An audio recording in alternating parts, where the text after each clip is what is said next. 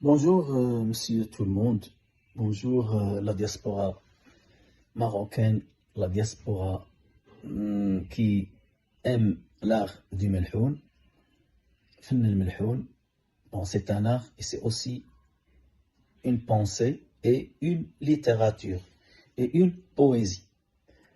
Pour certains, quand on entend le mot ou le terme melhoun, il y a des gens qui confondent ça avec l'Andalousie, l'arabe al-ala, ou la musique andalouse, qui vient de l'Andalousie, ou l'Andalus.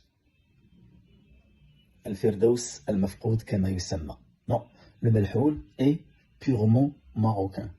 Il est né dans les terres marocaines, Sidi el-Messa, Erfoud, Rachidia, bien sûr, et il s'est répandu dans d'autres villes qui se nomment في الملحون السبع مدون.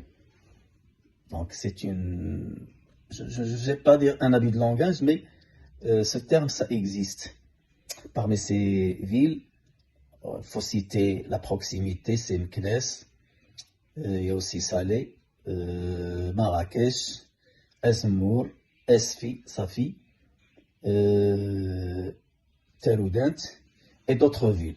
Donc, je ne voulais pas m'approfondir là-dessus parce que c'est comme si c'est une sorte de discrimination ou de distinction. Mais ces termes sont encore dans l'argot ou dans la terminologie des chiours de melhoun. Qui dit cheikh, al-cheikh ou cheikh, c'est celui qui écrit les poèmes de melhoun, al-qasaïd ou al-qasida, ou bien serradat, parce que le qasida, généralement, elle est précédée par une serrada.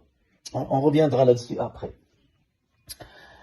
Et d'autres cheikhs, il peut en même temps être un poète et un chanteur. On appelle ça en arabe, plutôt en dialecte marocain d'Alija, cheikh sjiya ou cheikh al-Goreha. Cheikh sjiya, ça vient de l'arabe as-sajiya. C'est celui qui écrit.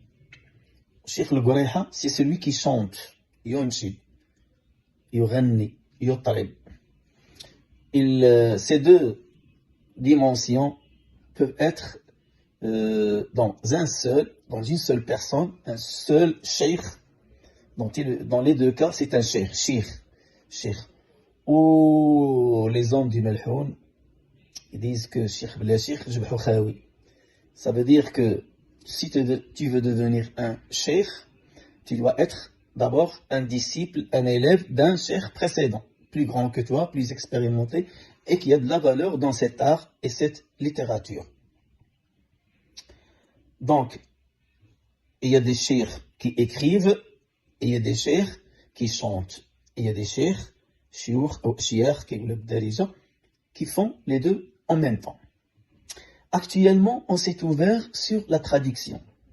Elle a été anticipée par M. Fouad Gsous, qui a traduit beaucoup de poèmes. Cette traduction, elle a été la porte de la connaissance outre-mer du melhoun.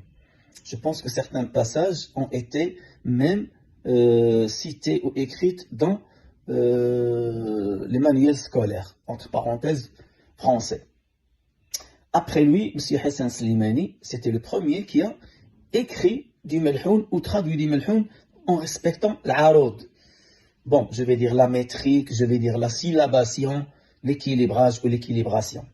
Parce que le melhoun, comme son nom l'indique, donc melhoun min lahm.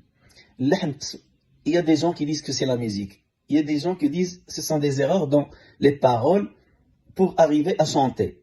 Par exemple, je donne maintenant Mawlaya salli wa sallim, alors que si tu lis Mawlaya salli wa sallim, Mawlaya salli wa sallim. Donc parfois on coupe certains mots ou bien on les allonge, ce qu'on appelle le mid, ou bien etc. Donc melhoun dit aussi, ou veut dire aussi que il est je veux dire précomposé. Par exemple, je veux écrire un poème, je dois chercher quel arod, quelle métrique, quelle composition ou mélodique je veux écrire sur مثلا Fatma. Donc le poème de Fatma existe, mais moi je vais changer soit un autre nom, soit une autre thématique. Donc là, je vais respecter le nombre de syllabes de chaque vers, bait, ou de chaque morceau, ou de chaque qsm, on dit une partie, on l'appelle dans le melhoun, qsm. Je dois les respecter rigoureusement. Sinon, si un chanteur vient, tu lui donnes le texte, il ne peut pas le chanter s'il n'était pas bien équilibré. Bon, je ne vais pas être très long dans cette première vidéo, ce premier podcast du Melhoun pour les amis, les frères et sœurs francophones, soit des Marocains vivant à l'étranger ou vivant ici au Maroc même, soit des gens qui veulent écouter parler de cet art qui a franchi la barrière et qui est devenu un patrimoine immatériel, humain, universel, international. C'est pas facile pour un art de parvenir à ce niveau. Là, on est très fiers, très fiers. Personnellement, parce que j'aime le Melhoun, même si je bosse ou je travaille dans d'autres champs culturels et artistiques, mais le Melhoun, vous allez voir dans les autres podcasts, c'est la première source d'où les autres arts s'abreuvent. Issaoui, Hamdouchi, Aïta, Gnawi, etc.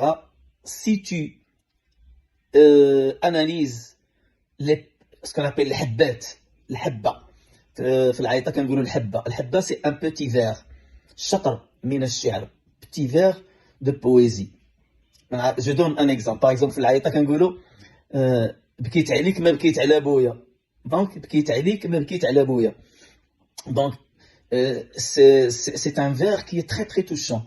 Ça veut dire qu'il y a une femme qui dit que je t'ai pleuré quand tu es absent ou quand tu es mort, alors que je n'ai pas pleuré mon père. Attention, ce n'est qu'une métaphore. À suivre. Une autre habba. Qui dit habba, c'est comme si que l'aïta, elle est l'aïta. Vous allez me dire, mais tu parlais de Melhoun, maintenant tu te parles d'aïta. Mais j'ai dit que tous ces arts se sont abreuvés, ils ont bu. Ils se sont inspirés du Melhoun. Pourquoi? Parce que les chirs et les churs de Melhoun étaient parfois analphabètes. Ça veut dire, ils ne savaient pas lire et écrire, mais ils écoutaient et ils demandaient. Ils ont acquis une science ou une connaissance très grande. Et leur point fort, c'était que même si leurs mains étaient occupées, qu'elles soient belra, ولا كيصاوب في رابوز ولا كيصاوب في غربال ولا في الصوف ولا كيخيط, mais sa bouche est libre, ses mains travaillaient dans son métier artisanal, mais sa bouche était libre, très. Et بالتالي, même parfois en tapant quelque chose, il y a une cadence, il y a une percussion éqaa, alors que il parle et il écoute, ses oreilles et sa langue, sa bouche sont libres. C'est pour cela qu'ils étaient très doués. Ils ont acquis une connaissance, peut-être que même les alphabets ne l'ont pas eu. À telle sorte que, كنقول أنا بالعربية, طوعوا الفصيح. Ils ont modelé quelques mots de l'arabe classique, l'arabe لغة الضاد, la langue du dad, pas des dad.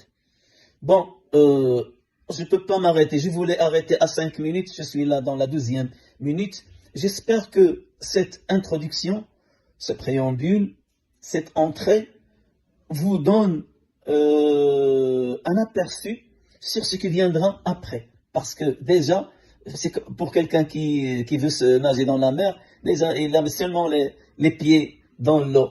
Les pieds, je veux dire le qadam. Elle n'a pas encore accès aux vagues et à la mer et au fond de la mer. Les fonds, ce terme de fond, l'umq. Yallah. au prochain podcast.